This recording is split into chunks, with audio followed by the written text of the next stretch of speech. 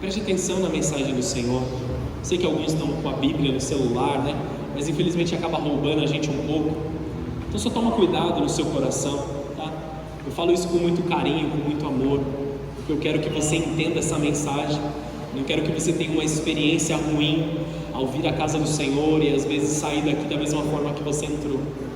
E eu já profetizo sobre a tua vida que você vai sair dessa casa transformada, que você vai sair daqui com algo poderoso para a sua semana, para o seu mês, para o seu ano, que algo vai se transformar na sua vida nessa noite, em nome de Jesus. Nós estamos, amados, vivendo um período de grandes encontros, amém? Nós temos até uma plaquinha aqui com um pedaço da mensagem do ano que vai ficar aqui por alguns dias. Depois nós vamos pendurar nas paredes aí para você sempre ler e manter próximo dos teus olhos, para você se lembrar disso. Nós temos o guia de estudos também que foi liberado, está no link da bio do Instagram e do Instagram da igreja e do meu pessoal. Você pode acessar lá e pode receber. E nós estamos falando muito sobre o texto de Jeremias 29, amém? Vou ler o primeiro versículo, a gente está lendo do 11 até o 14, mas a palavra de hoje vai ser mais voltada para esse do versículo 11.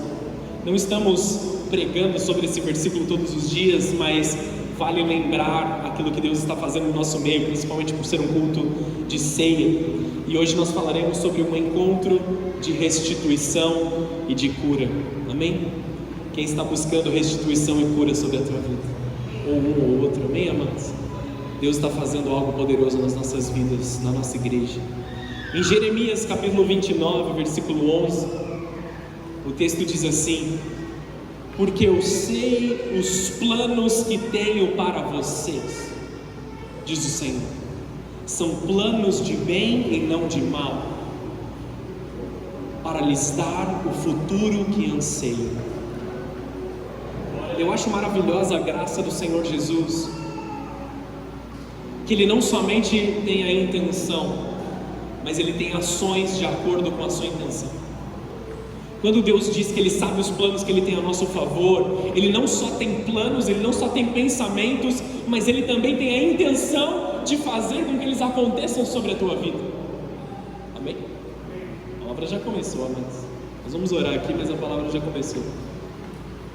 Ele tem a intenção de fazer com que esses planos e com que esses sonhos e com essa vontade poderosa de Deus, ela seja executada sobre a tua vida.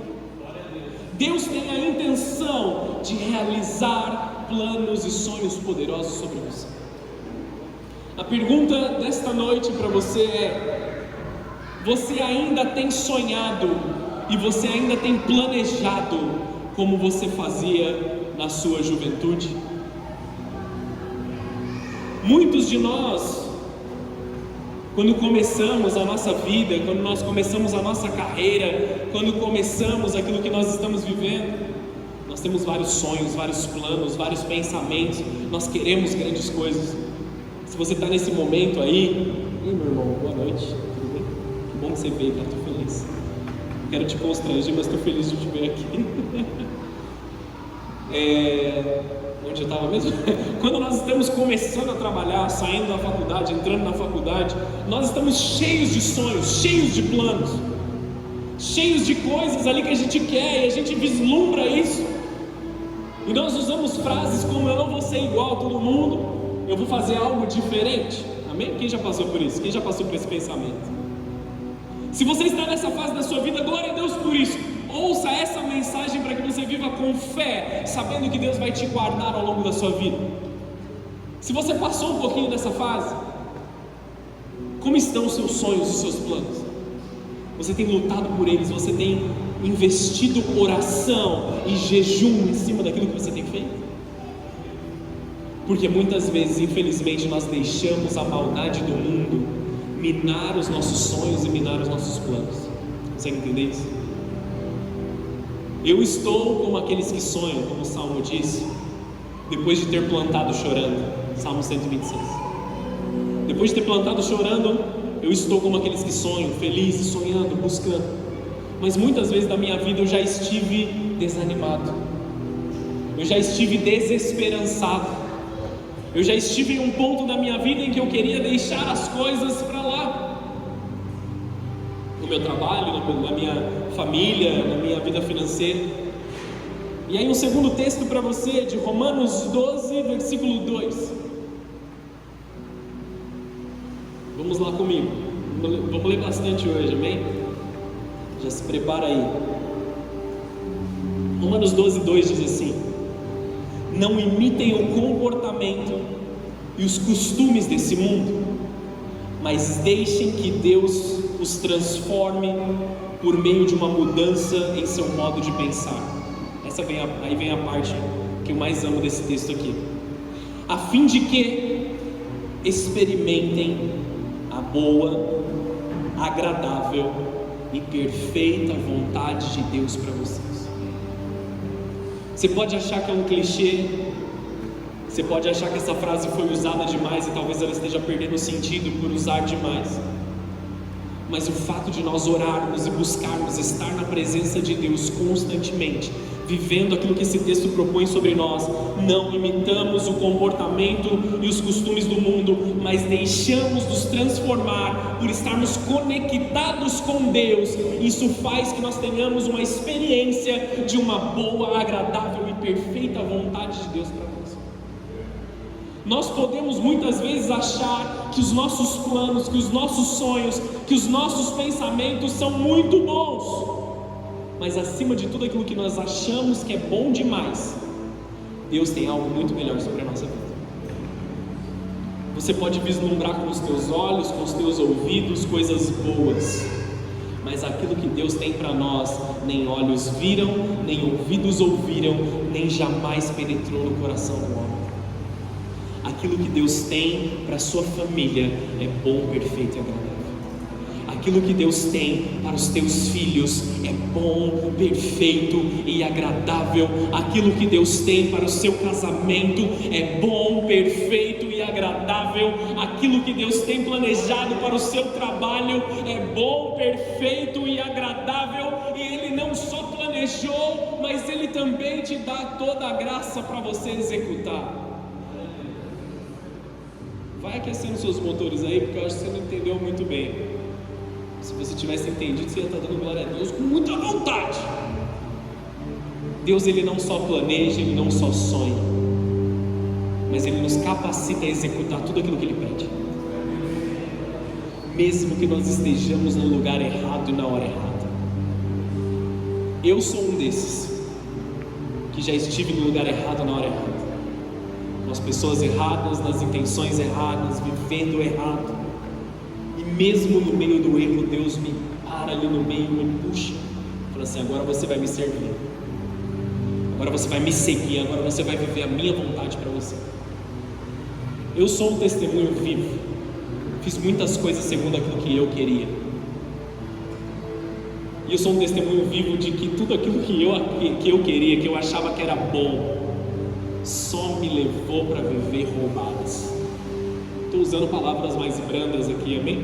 Em respeito às crianças que estão no recinto. Só me levou para coisa errada. Só tropecei, só me machuquei, só chorei toda vez que eu coloquei a minha vontade na frente. Eu me afastei do plano de Deus. Então eu aprendi a me submeter à vontade de Deus. Que nós tenhamos um encontro com Deus que transforma as nossas vidas, amados. Que essa noite seja uma noite de Deus tocar os nossos corações poderosamente, para nós vivermos algo além daquilo que nós temos vislumbrado. Como eu estive orando aqui, amados, tem que ter mais. Tem que haver algo mais. Tem que haver algo mais além do que vir num culto no domingo à noite. Você consegue me entender nisso? Isso aqui é bom, nós gostamos, nós temos prazer nisso, mas tem algo a mais de Deus sobre as nossas vidas, além de nós vivermos isso. Entrando na mensagem de hoje, eu vou ler esse texto e a gente vai orar, amém? Abre a sua Bíblia em João 18, versículo 10.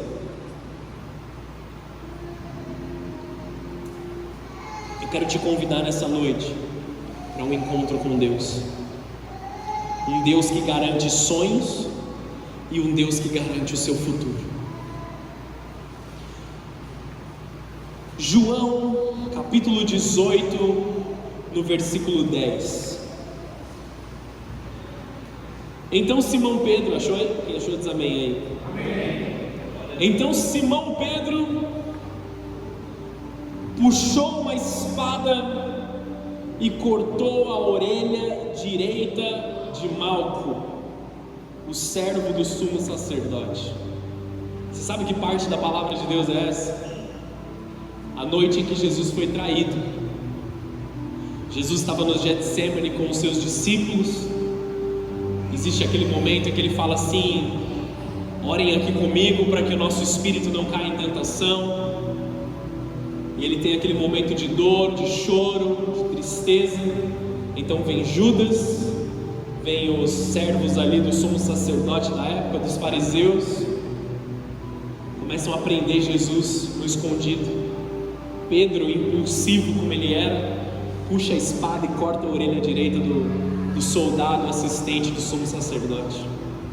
Eu quero dizer para vocês que nada na palavra de Deus é por acaso. Nada na palavra de Deus está por acaso.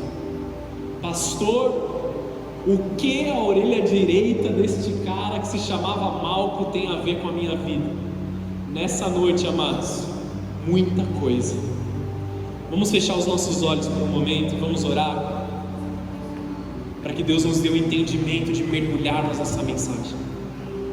Senhor Jesus, eu clamo pela Tua presença poderosa e maravilhosa nas nossas vidas.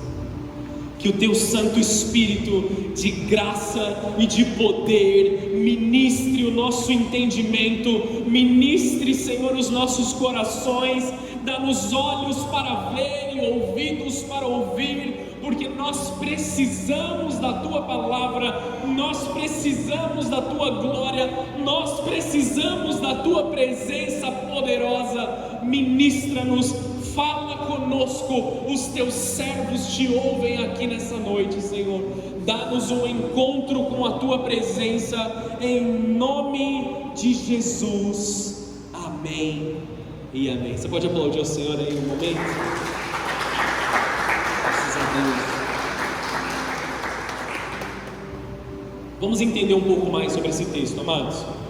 Compartilhei com vocês que nós leríamos a palavra de Deus bastante no culto de hoje. Então abra sua Bíblia comigo de novo em Lucas 22, versículo 47. Também fala do mesmo texto em Lucas 23, foi o texto que eu preguei no domingo, na quarta-feira agora. Jesus já estava no madeiro, e aqui alguns acontecimentos que antecedem a crucificação de Jesus. E na minha humilde opinião, que diante da palavra de Deus ela pouco importa, esse é um dos textos mais tristes da palavra de Deus. Vamos para Lucas 22, 47. Enquanto Jesus ainda falava, chegou uma multidão conduzida por Judas, um dos 12 apóstolos. Ele se aproximou de Jesus e o cumprimentou com um beijo. Jesus, porém, lhe disse: Judas, com um beijo você trai o Filho do Homem. Só um parênteses aqui, tá bom? Só para eu explicar a minha indignação com esse texto. As pessoas naquela época, diferente do nosso costume, elas não se cumprimentavam com um beijo no rosto. Isso é um costume nosso, aqui no Rio de Janeiro eles dão 2 beijinhos, né? Mais esquisito ainda do que a gente. Brincadeira, casal, tá tudo bem, perdão, não brinco mais. Até me perdi, fui brincar. A questão aqui do beijo era uma marca dos cristãos, era uma marca dos discípulos. Quando eles se cumprimentavam com um beijo no rosto, eles diziam assim: eu te amo, eu te respeito e eu cuido de você. Você é parte da minha família. Na minha família, os homens da minha família também se cumprimentam com um beijo no rosto, indicando honra, respeito e amor uns pelos outros. Então essa traição de Judas aqui, ela foi um pouquinho além. Ele usou o símbolo do amor deles, ele usou o símbolo do companheirismo, da amizade, da aliança que eles tinham para trair Jesus. Você entende como isso aqui é um pouco mais pesado? Olha a indignação de Jesus: é com um beijo que você vai me trair? É com um beijo que você está me traindo, Judas? Quando aqueles que estavam com Jesus viram o que ia acontecer, eles disseram: Senhor, nós devemos lutar, trouxemos as espadas. Um deles feriu o servo do sumo sacerdote, cortando-lhe a orelha direita. Mas Jesus disse: basta, basta. E tocando a orelha do homem, o curou. É uma indignação de dois lados aqui em primeiro momento, porque a gente fica irritado com Judas. Nós naturalmente ficamos irritados com os soldados que foram lá buscar Jesus. Poxa, Jesus estava sempre nos templos, Jesus estava sempre nas ruas, falando com as pessoas. Eles precisaram prender Jesus às escondidas, no meio da madrugada. Aí você fala, você olha para a atitude de Pedro, ele tira uma espada, corta a orelha direita, e aí você olha para a Bíblia e fala assim: eu acho que foi pouco só a orelha. Eu acho que foi pouco, tinha que ser mais. Não dá uma certa indignação no nosso coração? Aí nós olhamos para a atitude de Jesus: basta, chega de violência, chega de violência, chega de briga, chega de discussão, chega de desentendimento. Não foi este o motivo que eu estou aqui. Amados, muitos podem ser os sentimentos que estão dentro do seu coração nesse momento. E eu creio que enquanto nós lemos esse texto, que é um texto emocional demais, ele talvez deve ter ativado certos gatilhos na sua mente de lembranças de momentos e coisas que vocês viveram. A mesma palavra de Jesus vem sobre a sua mente nesse momento: basta, chega de ansiedade, chega de um medo descontrolado por coisas que nós não podemos resolver. Jesus está te dando uma graça agora para não se atentar às dores, para não se atentar às situações que você viveu, para não se atentar ao passado que passou, mas olhar para frente com uma forma de viver com Ele, prazerosa e cheia da boa, perfeita e agradável vontade dele. Você pode aplaudir ao Senhor por isso? Aleluia. Jesus não tem nenhum tipo de prazer com agressividade ou violência, amados. Jesus não tem parte com isso, nem mesmo acusação ou contenda. Existe apenas uma pessoa que se beneficia com divisão e com destruição e com a violência. Deixa vocês adivinharem quem é. Abre sua Bíblia comigo em Apocalipse 12, versículo 7. Vou ser um pouco profético aqui. Estamos construindo uma coisa, já já tudo vai fazer sentido, amém, amados? Estamos construindo aqui essa mensagem. Apocalipse 12, versículo 7 até o 11. Isso aqui é uma palavra de nós nos alegrarmos. Posso contar mais uma coisa aqui enquanto você encontra na palavra de Deus? Eu cresci ouvindo que Apocalipse era um livro que nós devíamos ter medo. Eu cresci ouvindo que Apocalipse era um livro que as pessoas não liam porque tinham medo de saber o que estava escrito. Porque Apocalipse, meu Deus, o que deve ser isso? Só que isso em si é uma mentira das trevas. Porque Apocalipse conta sobre a vitória de Jesus e o seu reino por toda a eternidade. Se Satanás fizer a gente parar de ler Apocalipse ou qualquer outra parte da Bíblia, nós seremos derrotados no Espírito. Só que se nós lermos sobre a vitória de Jesus, não somente na cruz, mas por toda a eternidade, amados, ninguém segura a gente. Vocês estão entendendo isso? Então Apocalipse 12, versículo 7. Houve uma guerra no céu. Miguel e seus anjos lutaram contra o dragão e os seus anjos. O dragão perdeu a batalha. Isso. Ele e os seus anjos foram expulsos do céu. Esse enorme dragão, a antiga serpente chamada de diabo ou Satanás, que engana o mundo todo, foi lançado na terra com os seus anjos. Então ouvi uma forte voz que bradava pelos céus: finalmente chegaram a salvação, o poder, o reino de nosso Deus e a autoridade de Cristo, porque foi lançada para a terra o acusador dos nossos irmãos. Guarda essa palavra aqui. Aquele que dia e noite acusa diante de nosso Deus. Eles o derrotaram pelo sangue do Cordeiro e pelo testemunho deles. Não amaram a própria vida, nem mesmo diante da morte. Aqui está falando da vitória da igreja. Uma igreja que foi fiel até a morte, uma igreja que foi fiel até o fim, uma igreja que amou a Jesus e confiou em Jesus, que não deu ouvidos para o acusador dos irmãos. Existe um espírito, amados, que ele se levanta com ira e com raiva nos últimos tempos. O espírito do acusador dos irmãos. O espírito do próprio Satanás, que se volta e tenta infiltrar a igreja através de violência, através de agressividade, através de acusações, através de diversas situações. É o espírito de acusação dos irmãos. Você consegue entender isso? E este é o espírito que já foi derrotado na cruz, já foi derrotado por uma batalha nos céus pelo arcanjo Miguel, e hoje nós temos liberdade e vida. Você pode dizer amém para isso também? Esse espírito já foi derrotado, e por Satanás saber que ele já foi derrotado, o acusador dos irmãos, ele precede a vinda de Jesus.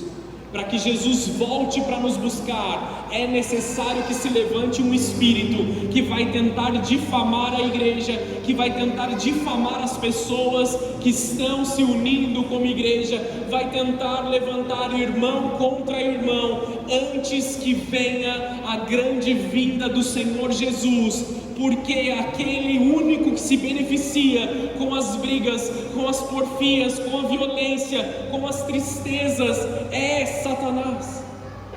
Então naquele momento em que Pedro puxa a espada e corta a orelha de Malco, o único que havia se beneficiado com aquela situação era Satanás e não Jesus. Você entende que muitos de nós, pela nossa falta de sabedoria, podemos agir como o acusador dos irmãos? Eu sei que é uma palavra dura, amados, mas você consegue entender isso que eu estou dizendo? Nós precisamos estar vigilantes, para não levantarmos uma palavra contrária, para não levantarmos algo contra os nossos irmãos. A palavra de Deus, amados, ela nos diz que nós não devemos levantar a voz ou levantar palavras contra o ungido do Senhor. Isso é verdade, eu não quero diminuir essa palavra, mas eu quero te dizer que Jesus nos ensinou algo um pouco além de apenas aqueles que são ungidos pelo Senhor, mas todo aquele que se levanta para acusar um irmão, independente dele ser pequenino ou grande, ele está agindo no espírito de rebeldia de Satanás. Você consegue entender essa questão? Satanás está furioso com a igreja nos últimos tempos, amados. Nós temos clamado por avivamento, nós temos clamado por mais, e nós precisamos fechar as portas para o julgamento. Nós precisamos fechar as portas para a violência contra uns aos outros. Nós precisamos fechar as portas contra as palavras de dor, contra as palavras de tristeza que impedem com que vidas se acheguem a Jesus. Nós precisamos nos levantar como uma igreja da reconciliação, como uma igreja que foi perdoada e decidiu perdoar, uma igreja que ama a cultura do perdão, porque muito foi perdoado, muito ama e agora somente deseja estar na presença de Jesus em unidade com os irmãos. Esse tem que ser o clamor da igreja, amados. Levanta suas mãos aos céus, vamos profetizar. Nós declaramos no meio da nossa igreja que todo o espírito de acusador dos irmãos caia por terra agora. Nós somos uma igreja que ama a Jesus e que vive a cultura de temor, de perdão e de graça.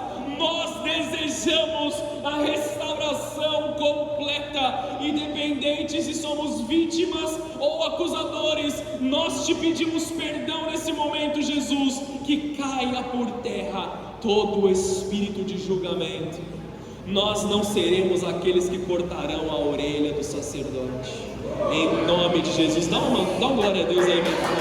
Uma salva de palmas ao Senhor. Aleluia.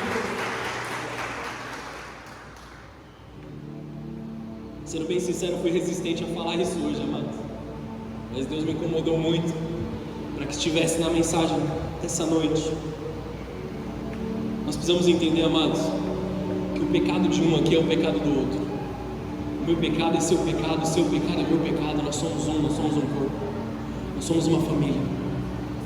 Se um de nós caiu, se o mais pequenino entre nós caiu, eu também caí, eu também preciso ajudar na restauração.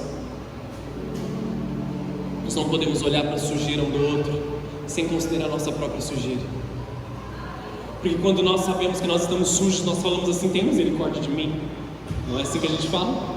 Porque nós desejamos misericórdia, mas exercemos um juízo muito pesado contra aqueles que nós julgamos de uma certa forma reprováveis.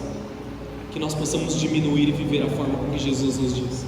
A mesma palavra que Jesus disse para Pedro, Ele diz para nós nessa noite: basta com esta agressividade. Amém, igreja? Amém. Recebe isso no seu coração?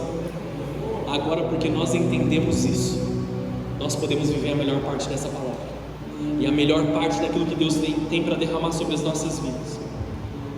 Eu disse para vocês que nada do que está escrito na palavra de Deus está escrito ali por acaso. E eu quero te dizer, amados, que se Deus escreveu o nome desse homem na palavra de Deus, Ele escreveu isso nos 4 evangelhos, amém? João 18, como nós lemos, Lucas 22, como nós lemos também, Mateus 26, 48, que a gente vai ler aqui agora, também Marcos 14, a gente não vai ler a parte de Marcos. Se Jesus permitiu que isso estivesse na palavra de Deus por 4 vezes, tem uma importância muito grande. Esse homem foi importante. Aquilo que foi feito para esse homem foi marcante. Não só porque descreve o nome dele, mas também porque fala que foi a orelha direita. Talvez você não tenha se lembrado de Levítico ainda, mas eu vou te lembrar. Existe algo muito importante aqui, não é só uma palavra que passou, não é só algo que ficou ali no meio da Bíblia. Vamos para Mateus 26, 48. Calma aí que você já vai entender tudo, amados. Eu sei que a gente está lendo muito aqui ainda. Versículo 48 diz assim: o traidor havia combinado com eles um sinal: vocês saberão a quem prender quando eu cumprimentar com um beijo. Então Judas veio diretamente a Jesus: saudações, Rabi, naquela cara de pau, chamando ele de mestre, exclamou ele e o beijou. Jesus disse: amigo. Olha como Jesus trata Judas: amigo, faça o que você tem que fazer. Não é porque você me machucou, não é porque você me feriu que você deixa de ser meu amigo. Não é porque você fez algo, planejou contra as minhas costas, que você deixou de ser meu amigo. Eu ainda te considero da mesma coisa. Eu te perdoo, eu te restauro através dessa palavra. Amigo, o que você tem que fazer, faça de uma vez. Então os outros agarraram Jesus e o prenderam. Um dos que estavam com Jesus puxou a espada e feriu o servo do sumo sacerdote, cortando-lhe a orelha. Guarde essa espada, disse Jesus. Os que usam a espada morrerão pela espada. Se nós usamos a boca para ferir, seremos feridos com as palavras. Se nós usamos de maldade com as pessoas, isso virá contra nós. Aquele que usa a espada para ferir, com a espada será ferido. Você não percebe, versículo 53, que eu poderia pedir a meu Pai milhares de anjos para me proteger, e Ele os enviaria no mesmo instante?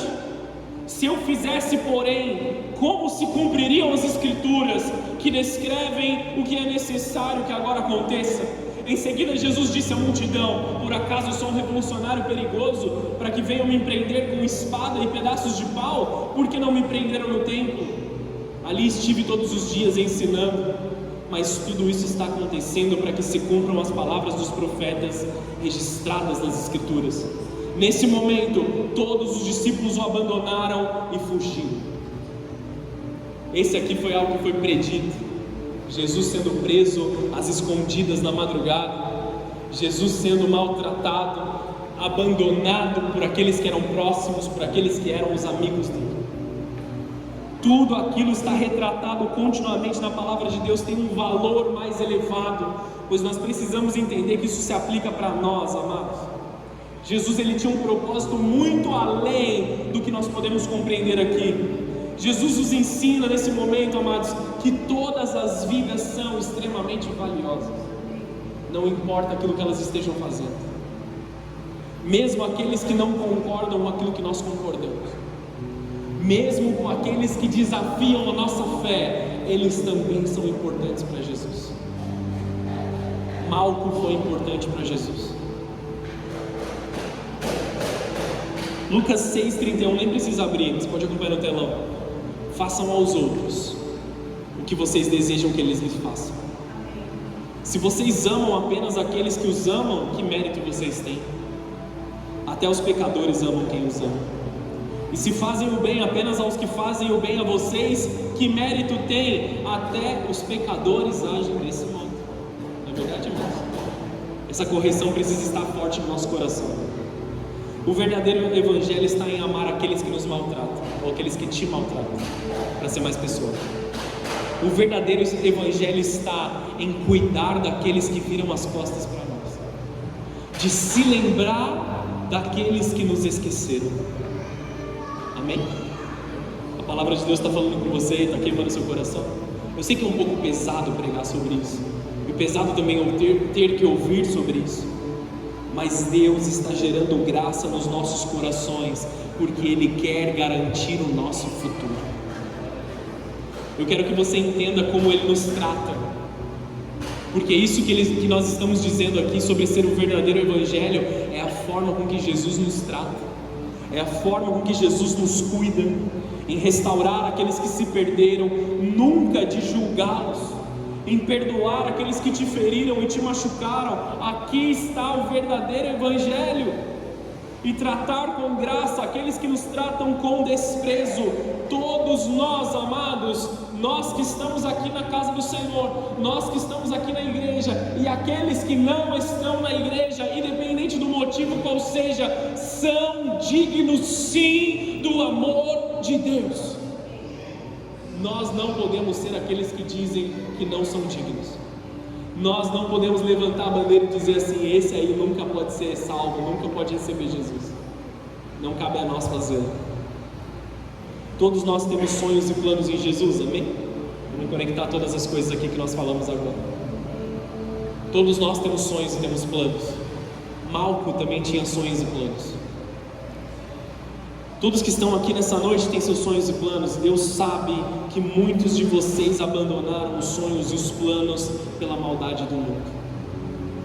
Não sei quem precisa ouvir isso aqui nessa noite, mas alguém entrou aqui nessa casa, ou mais de alguém, de uma única pessoa, entrou aqui nessa casa entristecido, porque houve um Pedro que cortou sua orelha, houve um Pedro que te feriu, houve um Pedro que estava errado naquele momento, mas que se converteu e faria grandes coisas no futuro. Amém? Ele errou. Todos nós, homens e mulheres de Deus, erramos em algum momento da nossa caminhada. Talvez no meio da sua vida você se feriu com a igreja, você se feriu com pastores, você se feriu com líderes da igreja, e eu não estou falando somente dessa igreja, mas estou falando de todo lugar.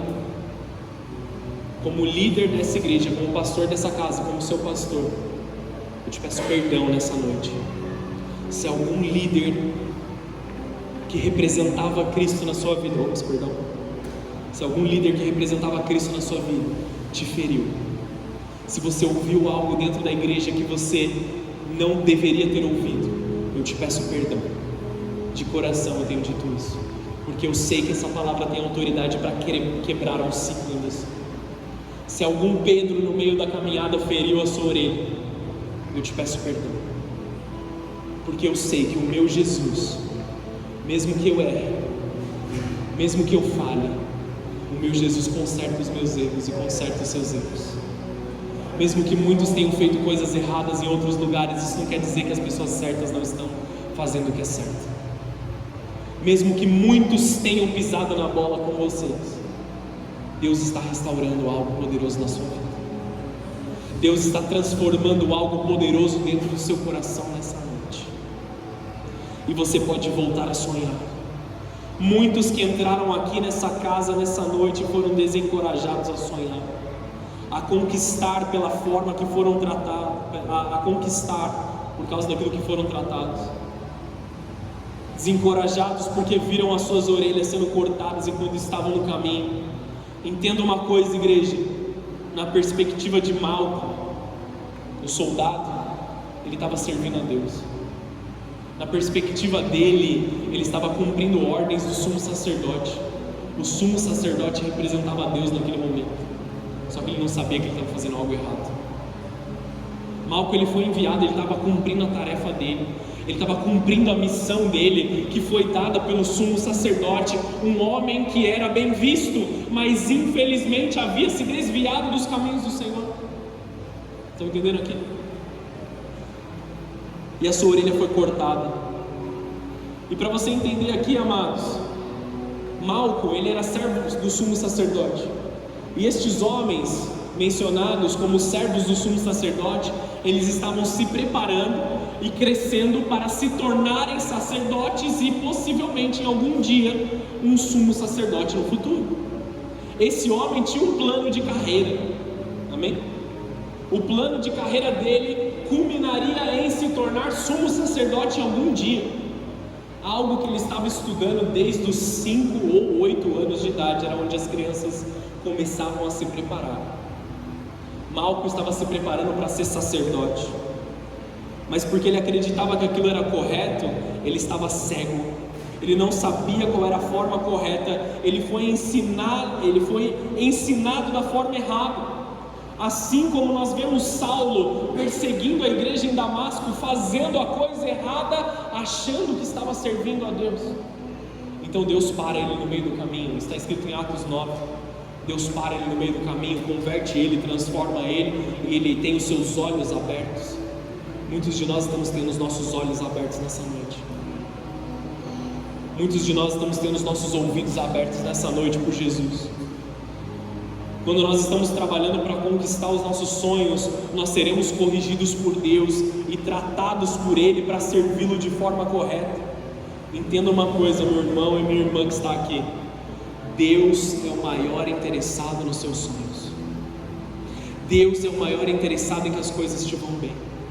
E se Ele vê que as coisas não estão indo bem, Ele vai te parar no meio do caminho e vai te trazer para perto dele.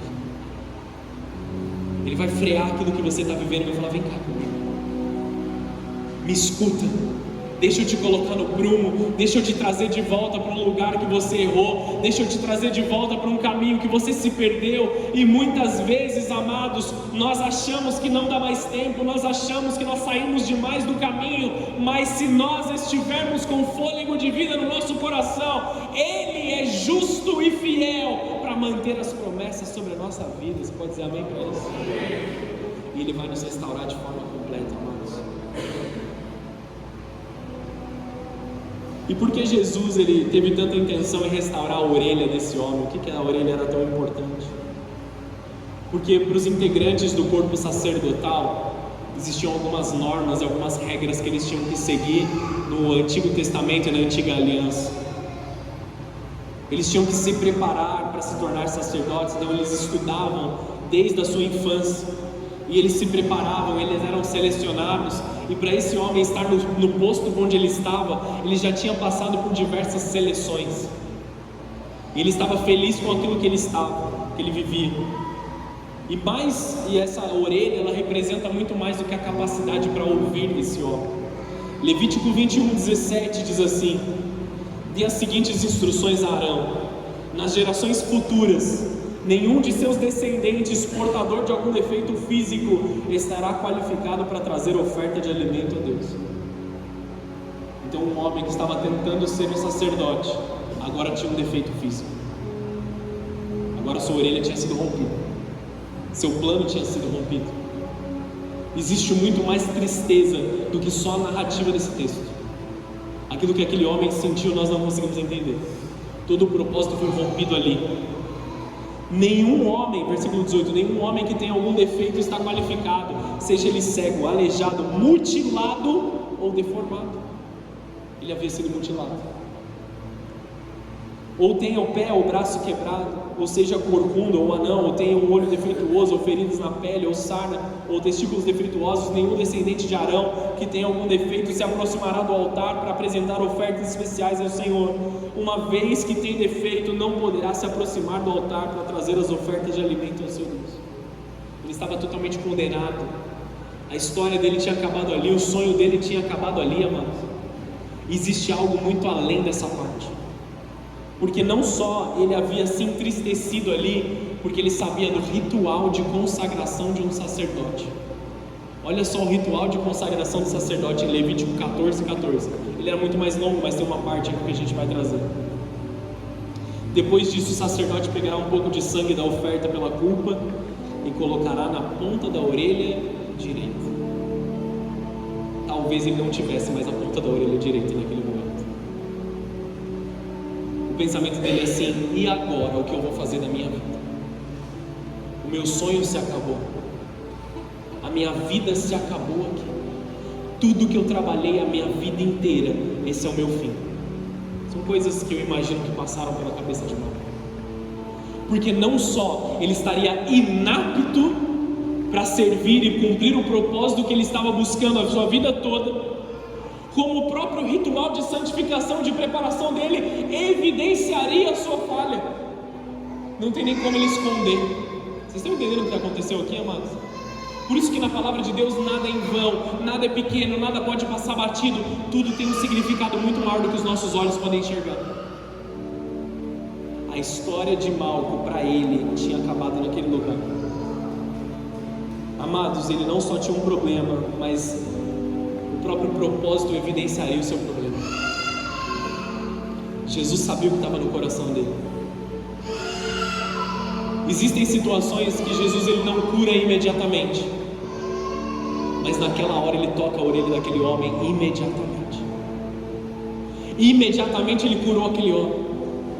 Na antiga aliança, amados, muitas das pessoas eram julgadas por aquilo que elas tinham ou o que elas eram, mas Jesus ele veio e começou a tocar as pessoas e santificar, mesmo aquilo que para uns era condenável, mesmo aquilo que para alguns deixava e desqualificava eles, assim como Jesus tocou a orelha de Malco, ele quer te curar nessa noite.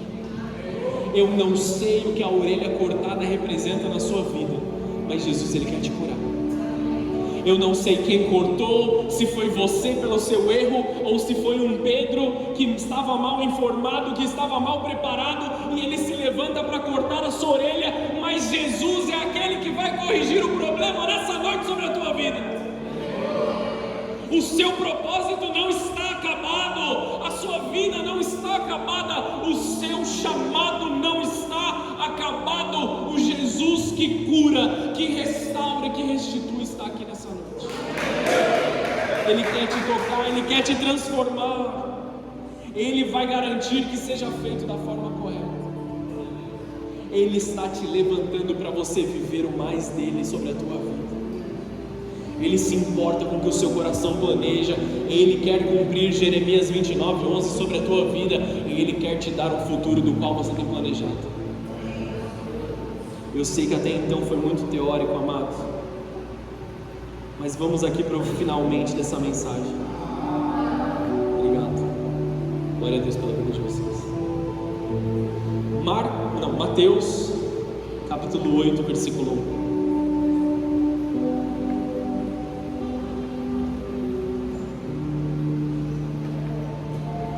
Jesus restituiu a orelha de Malco. Jesus restituiu a Malco o seu sonho. Jesus restituiu a Malco a sua família.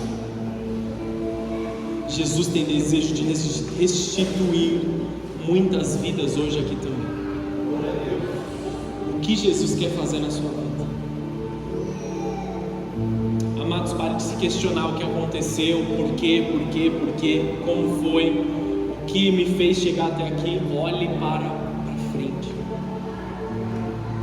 Olha para aquilo que você vai viver nos próximos dias. Até aqui talvez tenha doído, até aqui talvez tenha machucado, mas olha para frente. Olha para aquilo que Jesus vai fazer sobre você. último texto, eu prometo que a gente encerra aqui, a gente ora. Vocês estão insistindo nessa, hein? Vou pregar mais. Quando Jesus desceu à encosta do monte, grandes multidões o seguiam. Um leproso aproximou-se de Jesus, ajoelhando-se diante dele, e disse: Senhor, se quiser, pode me curar e me deixar limpo. Jesus estendeu a mão e tocou nele e disse: Eu quero. Respondeu: Seja curado e fique limpo. No mesmo instante o homem foi curado de lepra.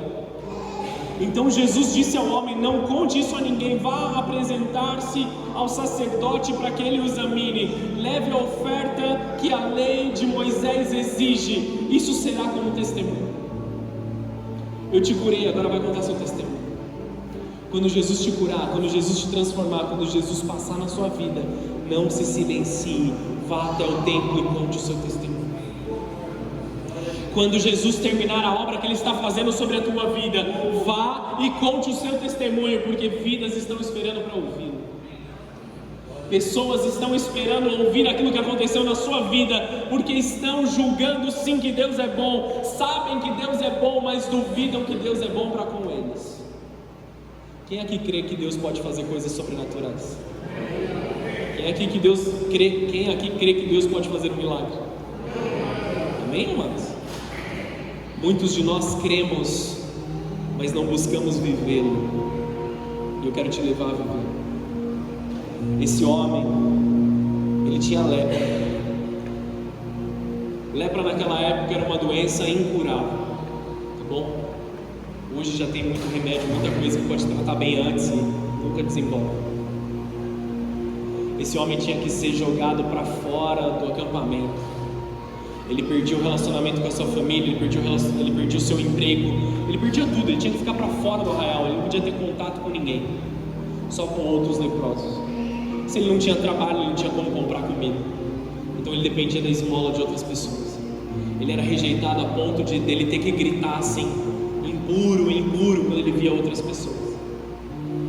Esse homem estava totalmente excluído, rejeitado e abandonado da sociedade. E ele não só tinha uma lepra física, mas ele tinha uma lepra mental, vamos dizer assim, estou inventando aqui agora, amém? A sua mentalidade tinha sido tocada pela lepra, porque ele olha para Jesus, salvação e vida, glória abundante e poderosa. E ele olha para Jesus e fala assim: Jesus, se você quiser, você pode me curar? Você consegue entender que a mentalidade dele tinha sido afetada pela própria situação dele? Jesus, será que eu sou digno de que o Senhor me toque? Jesus, eu sou digno de que o Senhor me encontre aqui, de que o Senhor fale comigo? Senhor, se o Senhor acha que eu sou digno de fazer parte daquilo que eu estou vivendo, o Senhor acha que eu sou digno de entrar na igreja? Será que eu sou digno de passar pelas águas do batismo? Será que eu sou digno de orar? Será que eu sou digno de levantar as minhas mãos no meio da minha sujeira? Você entende como o mundo tem implementado uma mentalidade de lepra nas nossas cabeças? Tentando tirar a nossa dignidade? As acusações e as tristezas do mundo têm dito que nós somos menos do que aquilo que nós somos. E quando esse homem se diminui ali, ele sem quase nenhuma fé, ele fala: Jesus, se o Senhor quiser, se o Senhor tiver um tempo, se tiver sobrando um minutinho na sua agenda, o Senhor me toca. A resposta de Jesus foi muito poderosa naquele momento, amados. Ele disse duas palavras: eu quero. Jesus quer te tocar? Jesus quer te tocar. Será que Jesus quer salvar minha família? Será que Jesus quer salvar meu casamento? Será que Jesus quer salvar meus filhos? Será que Jesus quer salvar minha casa? Será que Jesus quer me dar um trabalho que seja bênção para mim? Será que Jesus quer cuidar de mim? Será que Jesus me quer no ministério? Será que Jesus me quer fazendo algo para Ele? Eu quero. Essa é a resposta de Jesus sobre a tua vida. Eu quero te tocar, eu quero ser limpo, ser purificado. Um homem ali, ele não poderia tocar em um leproso, porque senão ele se tornaria impuro. Mas Jesus não pode se tornar impuro de forma nenhuma. Então ele toca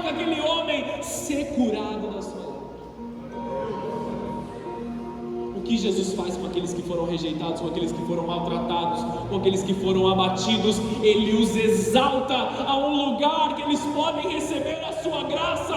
Bem-aventurados são aqueles que se humilham, que serão exaltados por Jesus. Deixa Jesus tocar seu coração nesse momento.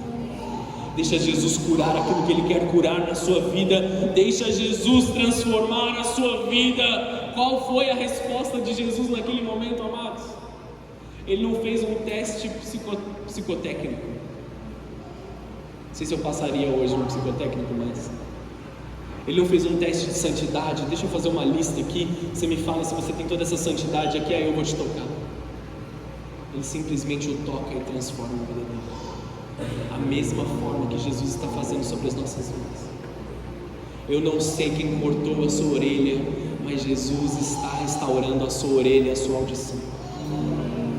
Eu não sei o motivo pelo qual a lepra veio sobre a tua vida, se foi algo familiar, se foi uma doença familiar, se foi por algo que você tropeçou, que você errou, e pouco interessa, porque o Jesus que toca e purifica está aqui no meio da igreja. Feche os teus olhos, abaixa a sua cabeça nesse momento, amados. Jesus, Ele quer te salvar. Jesus, Ele quer mudar a sua história. Jesus tem prazer em tocar a sua vida, prazer em salvar a sua família, libertar a sua casa e a sua descendência. As palavras de Jesus foram: eu quero, seja limpo. Eu quero, seja restaurado. Eu quero te tocar. Eu quero te tocar. Eu quero te tocar de Jesus.